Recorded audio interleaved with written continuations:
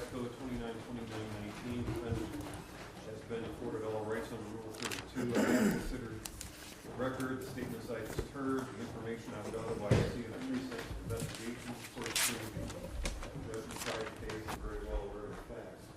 I've also considered the overriding purposes and principles of sentencing under Revised Code 292911, the seriousness, recidivism, and other factors under 2912 of the Revised Code.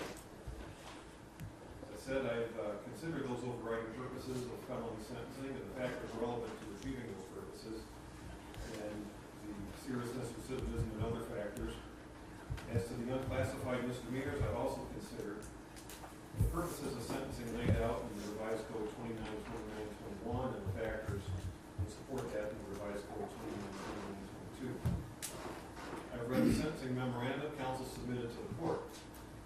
Mr. Kerger convincingly portrays Mr. Hardin as a kind-hearted pastor who applied his knowledge of the funeral industry to his calling to assist low-income families at their time of need. Mr. Hardin felt called to be a preacher and a man of God, given the example of his grandfather. Attendance at his cousin's funeral sparked his interest in the funeral industry. He sought to combine both his devotion to God and his knowledge and experience of funerals to form his unique but much-needed ministry. He admits he made some mistakes along the way, but none of it was intentional. While there may have been some displeased families, there were also many more who were thoroughly satisfied and grateful for Mr. Hardin's work.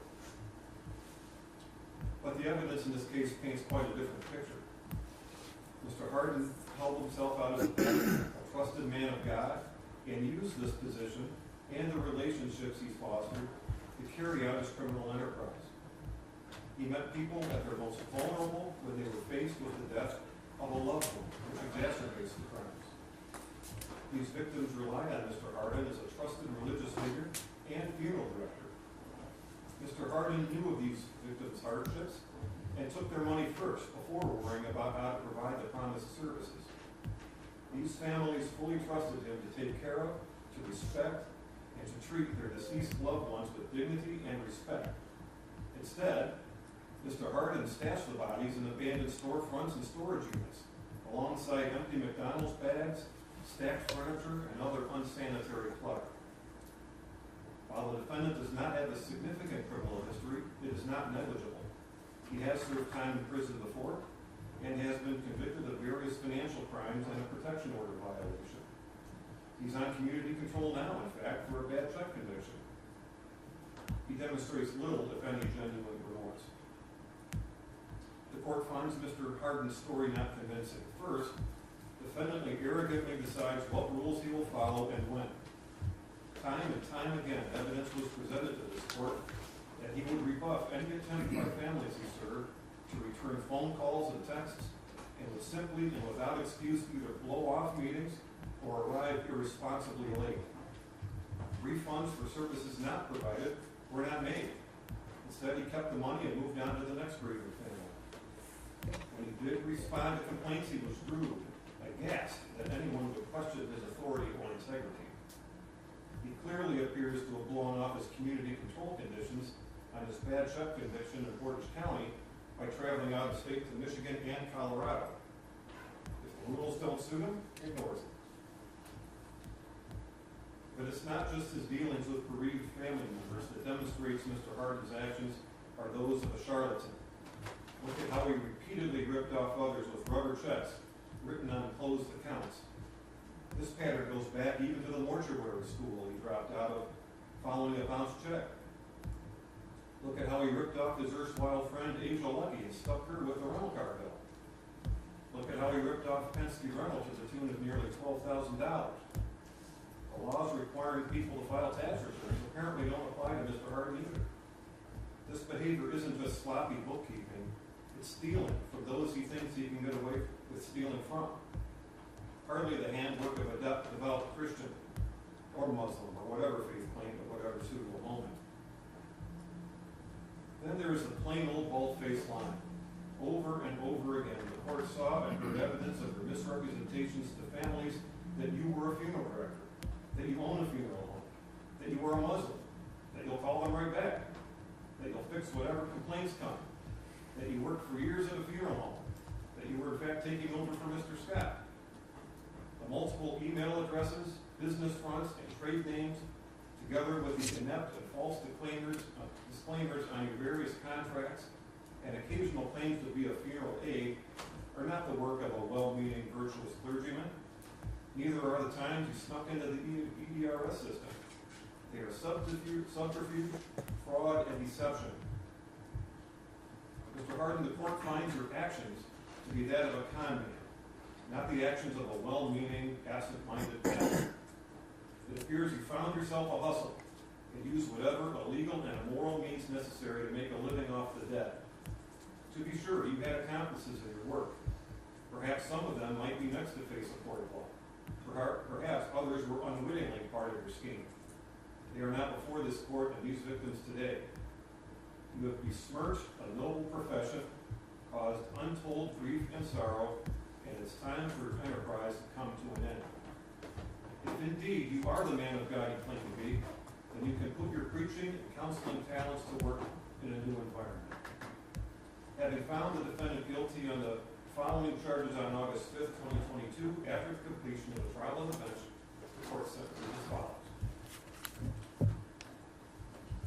In case 21-2664, count 1, engaging in a pattern of corrupt activity, a minimum stated sentence of 6 years and a maximum indefinite sentence of 9 years. As to count 2, tampering with records, 24 months. As to count 3, tampering with records, 24 months. As to count 4, telecommunications fraud, 6 months. As to count 5, telecommunications fraud, 6 months. As to count 8, operating an unlicensed funeral home, 6 months plus a fine of $500. As to count 10, gross abuse of a corpse, 11 months. As to count 12, unlicensed funeral director, 11 months and a $500 fine. As to count 13, criminal tools, 6 months. As to count 14, gross abuse of a corpse, 11 months. As to count 15, gross abuse of a corpse, 11 months. As to count 16, unlicensed funeral director, 11 months and a $500 fine. As to count 18, unlicensed funeral director, 11 months and a $500 fine. As to count 21, passing bad checks, 6 months and restitution in the amount of $1,990 to Mount Peace Cemetery. As to count 22, unlicensed funeral director, 11 months and a $500 fine. As to count 24, tampering with records, 12 months. As to count 25, unlicensed funeral director, 11 months and a $500 fine. As to count 26, passing bad checks, 6 months and restitution to the Oakwood Cemetery in the amount of $1,750. As to count 27, passing bad checks, 6 months and restitution to Woodlawn Cemetery in the amount of $2,000. As to count 8, passing bad checks, 6 months and restitution to Woodlawn Cemetery for an additional $1,755. As to count 29, grand theft, 12 months and restitution to Penske Rental in the amount of $11,894.88. As to count 33, failure to file taxes, 6 months. As to count 34, failure to file taxes, 6 months. As to count 35, failure to file taxes, 6 months. As to count 36, gross abuse of a corpse, 11 months. And as to count 37, gross abuse of a corpse, 11 months. As to case 21 from 967, as to count 1, 11 months and a $500 fine. Count 2, unlicensed funeral director as well, 11 months, $500 fine. Count 3, gross abuse of a corpse, 11 months. Count 6, theft, 6 months, and restitution to Asia Lucky in the amount of $3,400.07. And in count 7, unlicensed funeral director, 11 months and a $500 fine. Some of these sentences will be ordered to be served consecutively to one another, being necessary to fulfill the purposes of 29-2911 and 29-2914C4 of the Ohio Revised Code. The court finds consecutive sentences are necessary to protect the public from future crime or to punish the offender, and not disproportionate to the seriousness of the offender's conduct and the danger the offender poses. The court further finding that the harm caused was so great or unusual that no single prison term is adequate. Back to case 21-2664. Counts 2, 3, 4, 5, 6, and 24 shall all run concurrently with one another, but consecutively to count 1. Counts 10, 14, 15, 36, and 37 shall run concurrently with each other, but consecutively to the foregoing counts. Counts 21, 26, 27, and 28 shall run concurrently with each other, but consecutively to the foregoing counts. Count 29 shall run consecutively to the foregoing counts as well. Counts 33, 34, and 35 shall run concurrently with all of the foregoing counts. Counts 8, 12, 16, 18, 22, and 25, being unclassified misdemeanors, will run concurrently to the foregoing by operation of law under Revised Code 29-2941A. The resulting aggregate minimum sentence in 21-2664 is thus 10 years, 5 months, and the maximum indefinite sentence is 13 years, 5 months. In case 21-2967, counts 3 and 6 shall run consecutively to each other and consecutively to the counts in case 21-2664. Counts 1, 2, and 7 shall run concurrently with each other and concurrently with the foregoing counts as unclassified misdemeanors pursuant to 29-2941A of the Revised Code. The resulting aggregate sentence in 21-2967 is 17 months, again to be served consecutively with the sentence in 21-2664.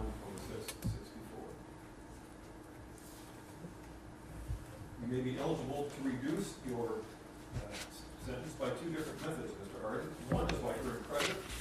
You may be eligible to earn days of credit as specified in the Revised Code 2967.193. Those days shall not exceed 8% of the total stated prison term. The second way on count 1 is by earned reduction, which incentivizes good behavior in the penitentiary for those individuals sentenced to an indefinite term and allows the Department of Rehabilitation and Corrections to grant a reduction of your minimum term of between 5% and 15% for exceptional conduct or adjustment to incarceration. Now, if DRC recommends a reduction of your minimum stated sentence, there is a rebuttable presumption that this court shall grant that reduction. The court must hold a hearing if that recommendation for early release is made, and the presumption of release may be rebutted if certain findings are made by the court. There is also a rebuttable presumption that you shall be released at the expiration of your minimum stated prison term or presumptive early release date, whichever is earlier. DRC may rebut that presumption if at an administrative hearing it makes specific findings regarding your conduct while confining, the threat you pose to society, restrictions placed on your confinement, and your security classification. If DRC rebuts the presumption of release based upon those specified determinations, the institution may maintain your incarceration past the minimum term for a length of time that it determines to be reasonable. Now, the DRC can have that hearing and make the required determinations to maintain your incarceration more than one time, but they may not keep you for longer than the maximum stated prison term. You must be released at the expiration of your maximum sentence if you have not been released sooner. As to count 1, you are subject to a mandatory period of not less than 2 years and not more than 5 years of post-release control. After prison release, when post-release control is imposed for violating post-release control conditions, the adult parole authority or the parole board may impose a more restrictive or longer control sanction, returning you to prison of the stated term. If a violation is a new felony, you may be both returned to prison for the remaining period of control, or 12 months, whichever is greater, plus receive a prison term for the new crime. As a result of these felony convictions, you'll never be able to ship, use, receive, purchase, own, transport, or otherwise possess a firearm or ammunition. Any violation is punishable as a felony. If you wish to appeal, you are notified as follows. If you are unable to pay the cost of an appeal, you have a right to appeal without payment. If you're unable to obtain counsel for an appeal, counsel will be appointed for you without cost. If you are unable to pay the cost of documents necessary for an appeal, those documents will be provided without cost, and you will always have a notice of appeal timely filed on your behalf. While in prison, you may not ingest or inject a drug of abuse, and you must submit to random drug test kit. Mr. Hardin is ordered conveyed to the custody of the Ohio Department of Rehabilitation and Corrections. Credit for 3 days is granted as of this date, along with future custody days, while he awaits transportation to the appropriate state of institution. Defendant is ordered to pay the restitution that I already spoke about, as well as all costs of prosecution, fees under 292918, costs under 920 Revised Code. Given his employability upon release, he is found to have, or reasonably may be expected to have, the means to pay all or part of the applicable costs of supervision, confinement, and prosecution that is authorized by law in order to reimburse the state of Ohio and the counties for those costs. Anything else, Mr. Carter? No, Your Honor. Anything else, Mr. Kimberly? Not from the state, Your Honor. Thank you very much, everybody.